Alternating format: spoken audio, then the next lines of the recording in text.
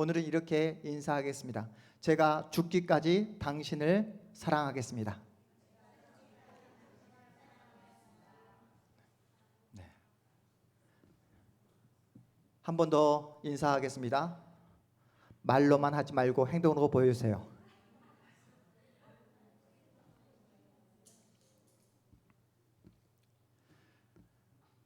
예수님은 유대인의 가장 큰 명절인 유월절을 앞두고 예루살렘 성으로 입성하십니다. 지난주에 우리가 확인했듯이 그 수많은 사람들의 환호와 함성을 들으며 호산나 호산나 주의 이름으로 오시는 이여 이스라엘 왕이여 라는 그 환호와 함성을 들으며 예루살렘으로 입성하십니다. 그런 다음 예수께서 어디로 가셨을까요? 예루살렘 성전 안으로 들어가십니다. 그 이후에 시간이 흐른 다음에 오늘 본문에 보니까 누가 예수님을 찾아옵니까? 우리 본문 우리 20절에서 23절까지의 말씀을 함께 읽어보겠습니다. 오늘 특별히 말씀을 함께 좀 많이 찾아보게 될 거예요. 그래서 여러분 말씀을 집중해서 잘 따라오시고 또 오늘 이 말씀을 통해서 여러분이 정말 너무나 중요한 성경이 말씀하시는 내용을 우리가 함께 누리고 또 확인할 수 있는 시간이 되니까 오늘 말씀을 잘 따라오시면 좋겠습니다. 우리 20절 말씀 함께 읽어보겠습니다. 20절부터 23절까지의 말씀입니다. 시작. 명절에 예배하러 올라온 사람 중에 헬라 몇이 있는데 그들이 갈릴리 베세다 사람 빌립에게 가서 청하여 이르되 선생이여 우리를 예수를 배웠고자 하나이다 하니 빌립이 안드레에게 가서 말하고 안드레와 빌립이 예수께 가서 여쭈니 예수께서 대답하여 이르시되 인자가 영광을 얻을 때가 왔도다. 아멘. 예수님에게 누가 찾아왔다고요? 예수님에게 누가 찾아왔습니까? 헬라인 몇 명이 헬라인 몇이 예수님을 찾아왔습니다. 헬라인은 누구입니까? 유대인이 아닙니다. 이방인이에요. 이방인 이게 예루살렘 성전 안으로 들어갈 수 있습니까? 없습니까? 없습니다. 그래서 그들은 이방인의 뜰이라는 그곳에 누구를 기다리고 있습니까? 예수님을 기다리고 있는 거예요. 예수님의 제자인 빌립에게 예수님과의 만남을 주선해 주십시오라고 요청한 다음 예수님을 기다리고 있습니다.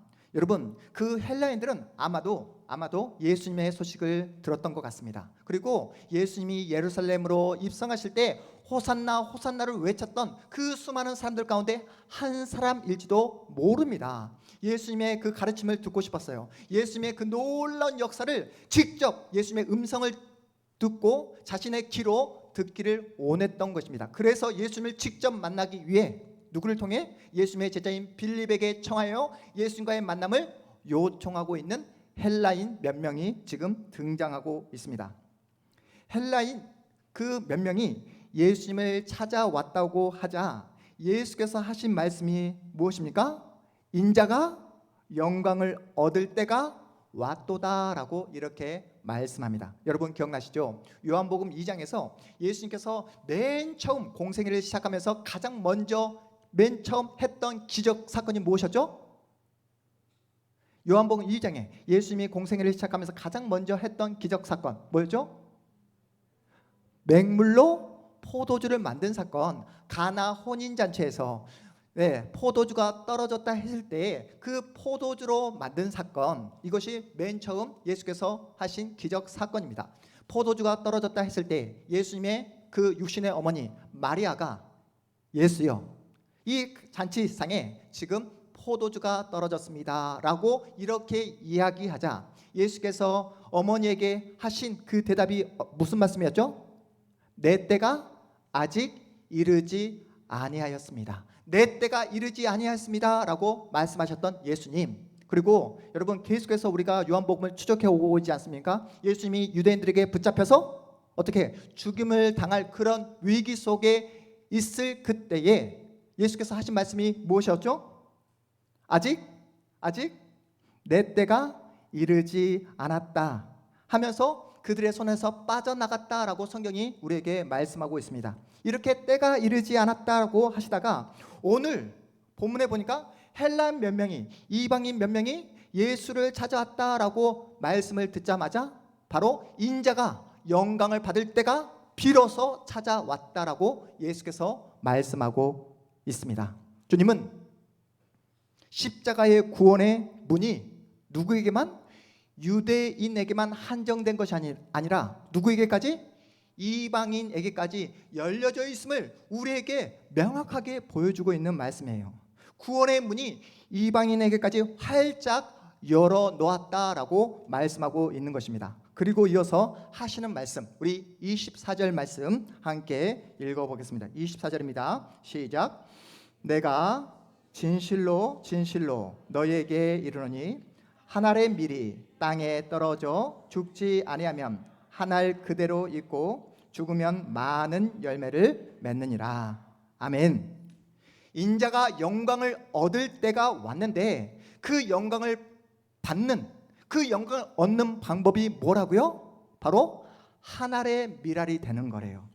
우리를 구원하는 방법이 밀알의 자리로 나아가는 것, 그 죽음의 자리로 나아가는 것, 그저 죽음으로 끝나는 것이 아니라 그 죽음을 이김으로, 부활하심으로 놀라운 많은 열매를 얻어내는 방법으로 구원을 하시겠다라고 말씀하고 있습니다.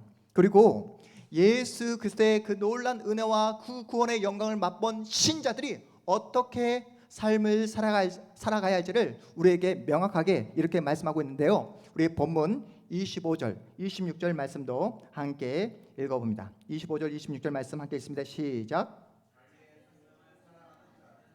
버릴 것이요 이 세상에서 자기의 생명을 미워하는 자는 영생하도록 보존하리라. 26절. 사람이 나를 섬기려면 나를 따르라. 나 있는 곳에 나를 섬기는 자도 거기 있으리니 사람이 나를 섬기면 내 아버지께서 그를 기이 여기시리라. 아멘. 여러분 25절 말씀을 한번 자세히 살펴보시기 바랍니다. 25절에 어떤 말씀이 나오냐면 자기 생명을 미워한다라고 이런 말씀이 나옵니다. 너희의 그 생명을 미워해라라는 이런 말씀이 나오고 있어요. 여기서 자기 생명을 미워하라는 말씀은 자기를 비하하라는 그런 말씀이 아니에요. 내가 왜 태어났지? 내가 왜 이런 가정에 태어나게 되었지? 내가 왜 이런 부모를 만나게 되었지? 이런 환경도 싫고 이런 조건도 다 싫어. 나라는 존재가 너무 싫어. 이렇게 원망하고 불평하라는 것이 성경이 말하는 그 자기를 미워하라는 의미가 아니라는 거예요. 내 삶에 전혀 애착이 없어서 아침에 일어나기도 싫고 직장에 나가기도 싫고 학교에 나가기도 싫어하는 것, 그래서 내 인생에 대한 참된 의미를 찾지 못한 채 그냥 인생이란 될 대로 되라, 될 대로 되라 이렇게 아무 생각 없이 사는 것을 가리켜 자신의 생명을 미워하라는 그런 성경의 의미는 아닐 것입니다. 성경이 말하는 자기 생명을 미워하라는 것은 바로 자기 희생을 말하는 것입니다. 뭐라고요?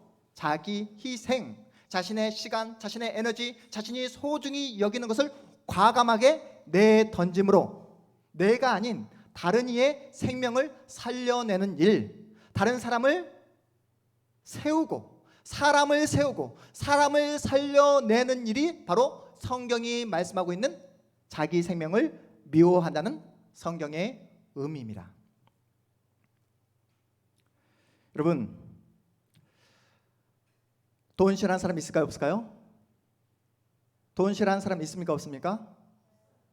이번에 우리가 지난주에 우리 세승이랑 우리가 함께 가게 될 우리 수련회 장소를 가게 되었거든요. 세승이가 그러는 거예요. 목사님 제가 앞으로 돈 많이 벌어서 목사님 이런 집을 목사님을 위해서 제가 사드리겠습니다. 네, 이렇게 약속했던 우리 세승이 기억하고 있습니까? 네, 1층을 용구 임대, 죽을 때까지 저한테 임대를 해주겠대요. 네, 이제 말이 바뀌기 시작했습니다. 원래 사주겠다고 했는데 그때 두 채로 내가 기억하고 있는데 그 옆에 증인이 우리 김충가 집사님이었는데, 네, 다 들었는데, 네, 용구 임대로 바뀌었습니다. 네, 네, 네, 임대가 맞아요? 네, 그렇습니다. 근데 목사인 저도 여러분 돈 좋아할까요? 싫어할까요? 돈 좋아합니다. 그런데 그 돈을 가지고 사람을 살리고 사람을 세우는데 사용하는 것이 바로 무엇이다? 바로 희생하는 것이다. 자기 생명을 미워하는 것이다 라고 이야기하는 것입니다. 그런데 여러분, 다른 이에게 돈을 빌려줘요. 다른 이 위해서 용구 임대를 해줘요. 네, 그런데 이렇게 돈을 빌려주고 용구 임대를 해주었을 때에 앞으로 내가 이러한 그 돈을 빌려주고 이런 임대를 해주었을 때 나에게 돌아올 더 큰 이득을 생각하며 이렇게 돈을 빌려주고 용구 임대를 해준다는 것은, 이것은 희생이 아니라 뭐라고 말을 할까요? 투자라고 말을 하는 것입니다. 투자. 네, 나에게 너무나 소중한 나에게 돈, 나에게 있는 생명, 나에게 있는 그 모든 힘과 에너지를 다른 이의 생명을 살리고 생명을 세우는데 사용하는 것을 가리켜 성경은 자기 생명을 미워한다라고 말씀하고 있습니다. 제가 이번 주에 예전에 함께 제가 사역했던 우리 권사님 몇 분을 만나게 되었어요. 권사님들이 저를 만나자고 이렇게 연락이 왔습니다.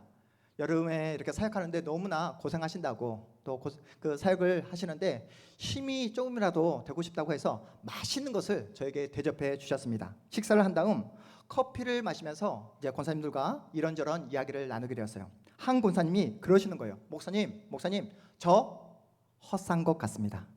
저 잘못 산 것 같습니다. 이제 하나님 앞에 갈 날이 얼마 남지 않았는데 자녀들 신앙 교육에 제가 실패한 것 같아요. 젊었을 때는 먹고 사는 일이 너무나 바빠서 제가 종갓집에 제가 시집 와가지고 남편 내조하고 그렇게 하느라 너무나 바빠서 제가 자녀들의 신앙 교육을 제대로 시키지 못했습니다. 그래도 우리 자녀들 주일학교 또한 중학교, 고등학교 때는 한 번도 교회에 빠지지 않고 주일학교에 잘 다녔습니다. 교회 출석 잘했습니다. 그런데 그런 자녀들이 대학에 갔더니 이제는 교회의 모든 발길을 다 끊어버렸습니다. 그리고 자기가 좋아하는 사람과 결혼을 하고 났더니 이제는 아예 신앙에서 멀어지고 말았습니다. 아예 신앙에서 떠나가 버렸습니다. 겉으로는 지금 잘 먹고 잘 사는 것처럼 보여지지만 우리 자녀들의 영혼을 생각할 때면 밤에 잠이 오질 않습니다. 부모가 신앙에서 떠나 있으니 손주들도 교회에 나가질 않습니다. 목사님, 어떻게 하면 좋겠습니까? 하나님 앞에서 볼 면목이 없습니다 하시면서 한숨을 내쉬면서 저에게 이렇게 말씀하신 권사님이셨습니다. 저에게 이렇게 말씀하신 권사님의 이 말씀, 여러분 충분히 이해가 되지 않습니까? 자신이 걸어온 믿음의 길에 대해 지금 한없이 후회하고 계시더라고요. 주님 앞에서 부끄러운 자신의 모습을 이렇게 저에게 솔직하게 말씀하신 권사님이셨습니다. 이에 반해 하나님 앞에서 이러한 부끄러움 없이 얼굴에 철판을 깔고 뻔뻔스럽게 나는 하나님을 믿는 신자라고 말하는 그런 사람들도 있습니다. 본인 스스로도 자신이 엉터리 신자라는 사실을 알고 있어요. 그저 교회를 취미 활동 정도로만 생각하고 신앙생활이 아니라 종교 활동으로 하는 분들이 한국 교회에 실제로 많이 계십니다.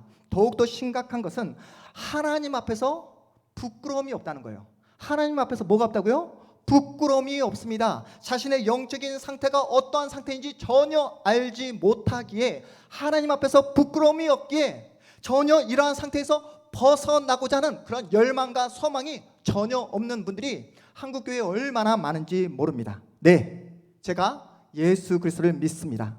하지만 예수를 믿는다 해서 제가 지금 즐기고 있는 이러한 즐거움과 쾌락에서 멀어지라고 한다면 저는 더 이상 예수를 믿지 않겠습니다. 지금 제가 세상에서 즐기고 있는 삶의 방식을 바꾸라고 그렇게 요구하신다면 저는 앞으로 교회에 다닐 생각이 없습니다. 저에게 그 어떤 희생도 강요하지 마십시오. 저에게 그 어떤 헌신도 강요하지 마십시오. 이렇게 대놓고 이야기하는 그런 현실입니다.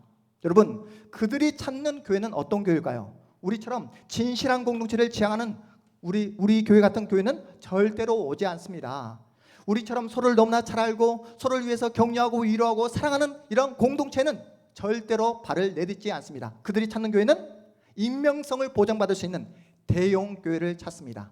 한쪽 예배당에 저 구석에 찾아가서 예배를 드리는 것처럼 보이고 또 자신이 할 수 있는 헌금도 다 합니다. 그렇게 해야지 자기의 마음 가운데 편안함이 오기 때문에 혹시나 죽게 되면 지옥이 아니라 천국에 가게 되지 않을까라는 그런 기대와 그러한 마음 가운데 위안을 찾아서 그렇게 종교 활동을 하는 분들이 갈수록 늘어나고 있는 추세입니다.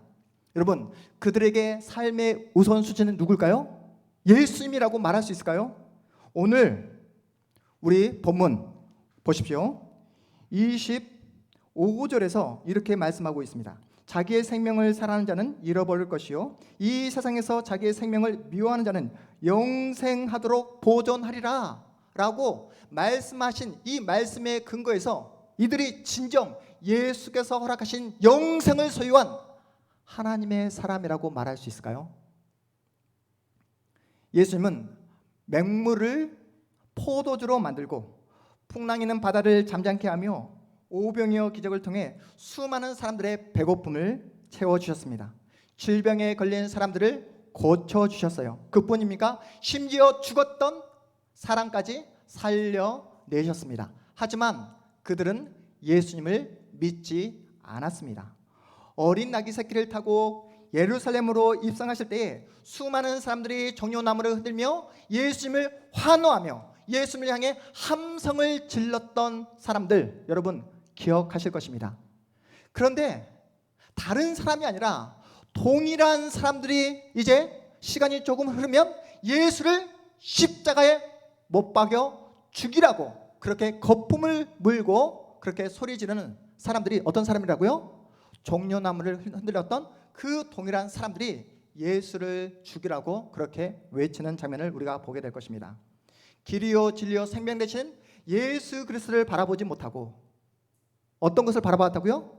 예수께서 보이신 기적, 예수께서 보이신 능력만을 환호하며 열광하며 살아가는 그 사람들이 진정 영생을 소유한 하나님의 사람이라고 여러분 말할 수 있겠습니까?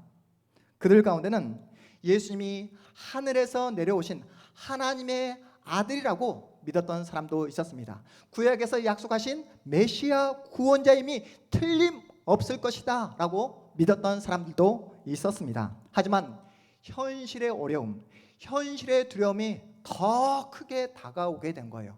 바리새인들의 그 엇박과 그 겁박이 너무나 크게 느껴져서 예수님을 온전히 믿겠다라고 그렇게 고백하지 못한 사람들이 있었습니다.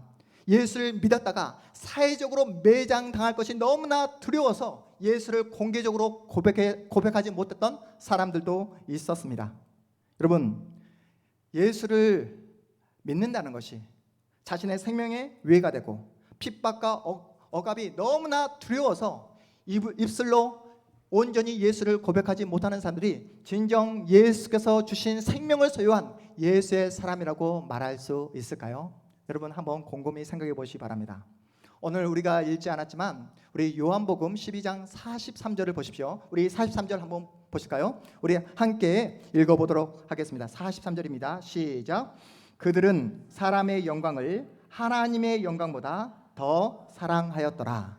그들은 사람의 영광을 누구의 영광보다? 하나님의 영광보다 더 사랑하였더라 라고 이렇게 말씀하고 있습니다.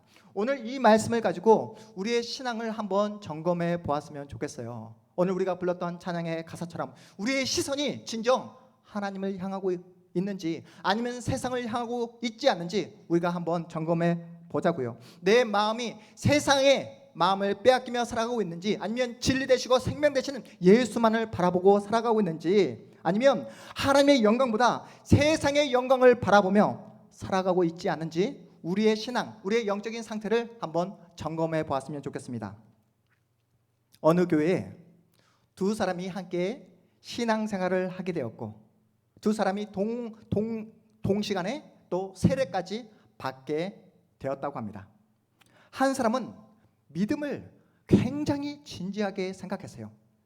예수를 믿겠다 결심하고 다짐하고 또 주님의 이름으로 세례까지 받았으니 이제는 하나님의 영광을 위해 한번 살아보겠다라고 그렇게 결심하고 결단하였습니다.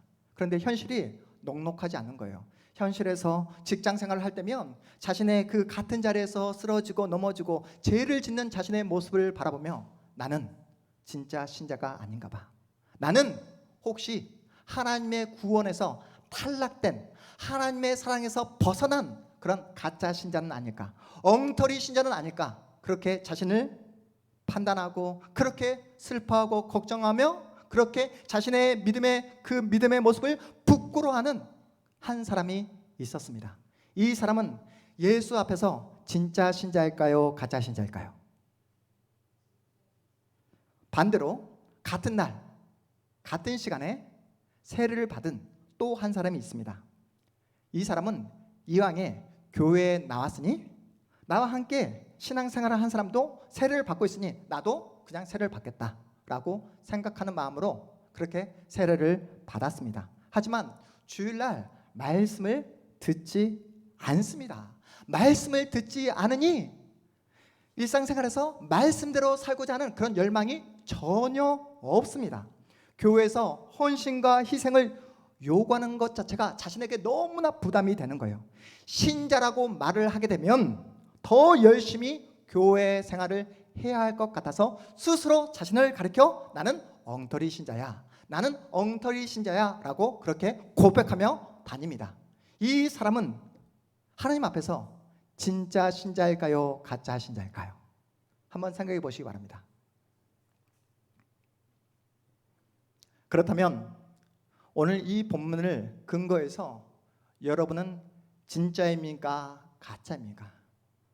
오늘 이 말씀을 근거해서 여러분의 영적인 상태를 한번 점검해 보았으면 좋겠어요. 여러분은 지금 어떠한 상태에 놓여져 있습니까? 여러분 진정 하나님을 내 아버지로, 예수를 내 인생의 주인으로 모시며 그 예수와 함께 예수를 따르며 예수를 순종하며 예수와 함께 죽고 예수와 함께 날마다 부활을 경험하고 계시냐고요.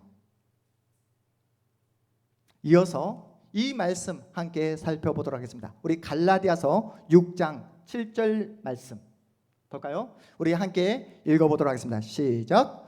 스스로 속이지 말라. 하나님은 업신여김을 받지 아니하시나니 사람이 무엇으로 심든지 그대로 거두리라. 아멘. 뭐라고요? 사람이 무엇으로 심든지 그대로 거두리라 라고 말씀하시면서 전제가 무엇입니까? 스스로 속이지 말래요. 왜 이런 말씀을 하셨을까요? 스스로 속이는 자들이 많다는 겁니다. 많은 사람들이 자기 자신을 속이고 있대요. 심지도 않고 뿌리지도 않았는데 영광의 열매를 맺고 싶다는 것은 자신을 속일 뿐만 아니라 누구를 업신여기는 것이다? 하나님을 업신여기는 것이다 라고 성경이 우리에게 말씀하고 있습니다. 하늘의 미랄의 자리로 나가지 않으면서 풍성한 열매를 맺겠다라고 하는 것은 가짜이며 속임수이며 사기라고 말씀하고 있는 거예요. 여러분의 삶이 하나님의 은혜 가운데 풍성한 삶을 살기를 원하십니까?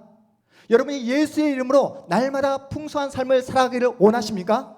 그렇다면 여러분이 매일매일 여러분의 삶 속에 심는 것이 무엇인지 살펴보라는 거예요. 여러분이 매일매일 무엇을 뿌리고 있는지, 여러분의 삶에 무엇을 심고 있는지 살펴보라는 성경의 너무나 분명하고 준엄한 말씀입니다. 자기를 속이지 말고 하나님을 업신여기지 말라는 말씀이에요.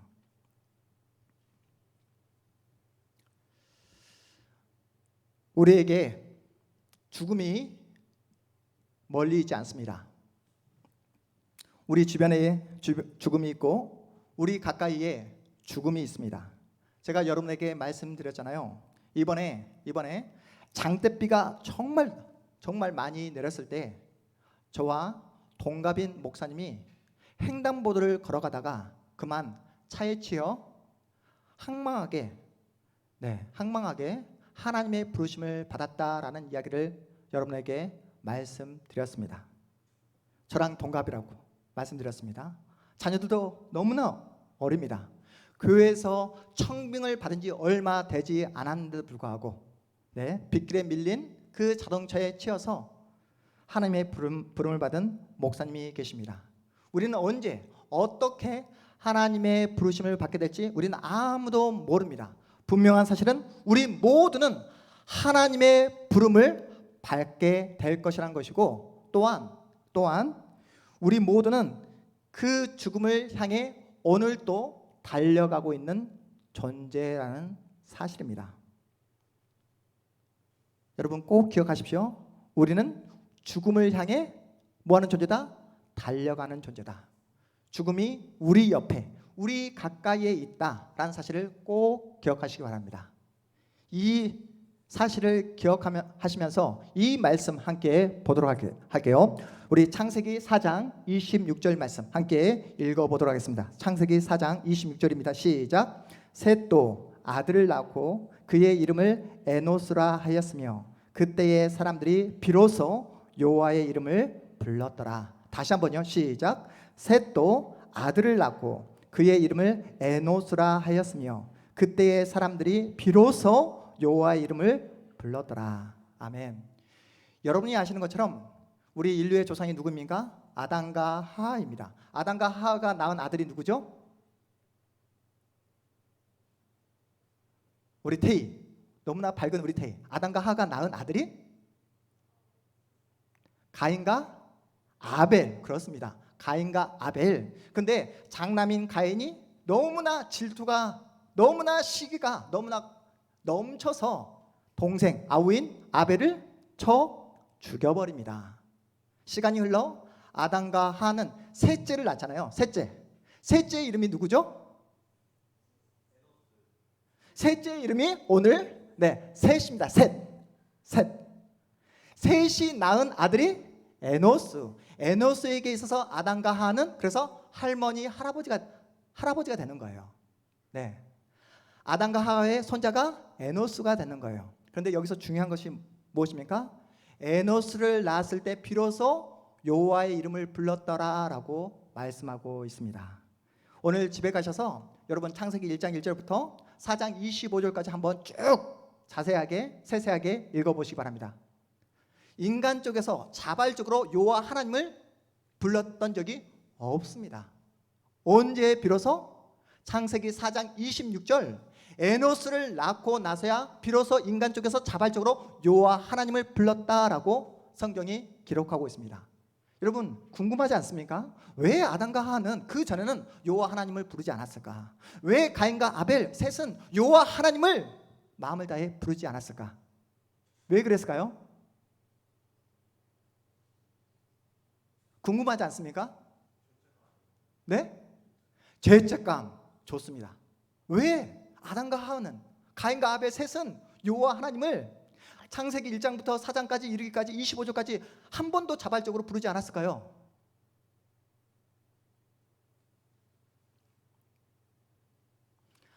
아담과 하와는 자기가 죽을 수밖에 없는 존재라는 사실을 몰랐습니다. 가인은 동생 아벨을 죽였지만, 그래서 죽음을 맛보았지만 자기만큼은 영원히 천년만년 살 거라 그렇게 착각을 했던 거예요. 그래서 여호와 하나님을 부르지 않았습니다. 그런데 언제요? 셋이 아들을 낳고, 그 아들의 이름이 누구? 에노스를 낳고, 그때야 비로소 여호와 하나님을 불렀다라고 말씀하고 있습니다. 여기서 또 궁금한 점이 있잖아요. 왜 그러면 에노스라고 이름을 지었을까? 셋은 다양한 이름이 있음에도 불구하고 에노스라 이름을 지었을까? 에노스의 이름의 뜻이 궁금하지 않습니까? 에노스 이름의 뜻이 뭘까요?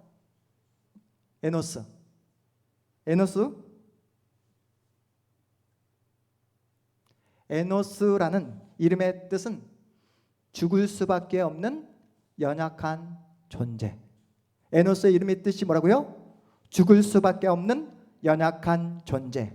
다시 말해 해골이라는 뜻입니다. 인간이라는 존재는 죽을 수밖에 없는 연약한 존재, 해골임을 깨닫게 되었을 때, 자각하게 되었을 때 비로소 누구의 이름을 불렀다? 여호와 하나님의 이름을 불렀다라고 성경이 우리에게 말씀하고 있습니다. 앞에서 말씀드린 권사님, 왜 저를 만나자고 해서 저에게 자신의 인생의 이야기를 들려주면서 목사님, 저는 헛산 것 같습니다. 잘못 산 것 같습니다. 저는 인생을 실패한 것 같습니다. 왜 이러한 고백을 하셨을까요? 왜요? 죽음이 자기 앞에 다가오고 있음을, 죽음이 멀리 있지 않고 자기 옆에 있음을 자각하게 되었을 때 여호와 하나님을 바라보게 된 것입니다. 그래서 성경 말씀이 이토록 진리라는 거예요. 다시 한번 우리 요한복음 12장 24절 말씀을 읽어보도록 하겠습니다. 요한복음 12장 24절 말씀 우리 한 목소리로 읽습니다. 시작. 내가 진실로 진실로 너희에게 이르노니 한 알의 밀이 땅에 떨어져 죽지 아니하면 한 알 그대로 있고 죽으면 많은 열매를 맺느니라. 아멘. 한 알의 밀이 땅에 떨어져 나 죽지 않을래, 나 생존 서바이벌이 나의 목적이야, 목표야 라고 하면 절대로 많은 열매를 맺을 수 없다. 목사님, 지금까지 저는 생존만을 위해 살아왔습니다. 목사님, 지금까지 저는 그냥 우리 가정 잘 지키고 우리 자녀들 잘 먹이기 위해 살아왔습니다 라고 했던 권사님, 뭐라고 말씀하신다고요? 목사님, 헛산 것 같습니다. 잘못 산 것 같습니다. 자녀 신앙교육에 제가 실패한 것 같습니다. 하나님 앞에 설 면목이 없습니다 라고 하는 권사님의 이 말씀과 일맥상통합니다. 하지만 내가 죽을 수밖에 없는 존재, 내가 해고림을 자각할 때, 내가 생명의 구원 되신 예수 그리스도와 함께 있고 예수 그리스도와 함께 미랄의 자리, 죽음의 자리로 나갈 때에 그저 죽음으로 끝나지 않고 예수께서 부활을 하셨던 것처럼 여러분, 예수와 함께 예수 안에 있고 예수를 붙잡고 의지하고 신뢰하면 여러분이 매일매일 날마다 부활의 놀라운 영광을 맛보게 되는 줄 믿으시기 바랍니다. 사랑하는 여러분, 이 땅의 삶이 영원하지 않습니다. 죽음이란 우리 옆에, 우리의 가까이에 있다라고 말씀드렸습니다. 내가 죽을 수밖에 없는 존재임을 인식할 때, 내가 에노스, 해고림을 자각할 때 비로소 우리는 여호와 하나님을 바라볼 수 있다는 겁니다. 우리가 죽을 수밖에 없는 존재라는 사실을 인식하고 예수 안에 근거할 때만, 예수 안에 우리가 거할 때만 우리가 부활의 영광을 누릴 수 있다는 사실을 우리가 철저하게 깨닫게 되었을 때 더 이상 돈의 노예로 살지 않게 되는 거예요. 더 이상 세상이 보여주는 화려함과 세련됨에 우리의 마음이 빼앗기게 되지 않게 되는 것입니다. 우리 오늘 말씀을 마무리하면서 마지막으로 오늘 요한복음 12장 26절 말씀 함께 읽어보도록 하겠습니다. 26절 말씀입니다. 시작. 사람이 나를 섬기려면 나를 따르라. 나 있는 곳에 나를 섬기는 자도 거기 있으리니 사람이 나를 섬기면 내 아버지께서 그를 기이 여기시리라. 아멘. 내가 죽을 수밖에 없는 존재, 에노스임을 자각하고 날마다 예수 그리스도를 바라보고 예수 그리스도의 십자가를 붙잡고 예수 안에서 날마다 미랄의 자리로 나아가는 자만이 어떻게 된다고요? 하나님의 귀함을 받게 될 것이다. 하나님께서 높여줄 것이다 라고 말씀하고 있는 거예요. 한 알의 미랄이 되어 죽지 않으면 하나님께서는 그 사람을 결코 높여주지 않겠다는 말씀입니다. 여러분, 예수를 붙잡고 예수 안에 있으면 어떻게 된다고요? 우리의 불확실한 삶이 예수 안에 있으면 확실한 삶으로 변화되게 되는 줄 믿으시기 바랍니다.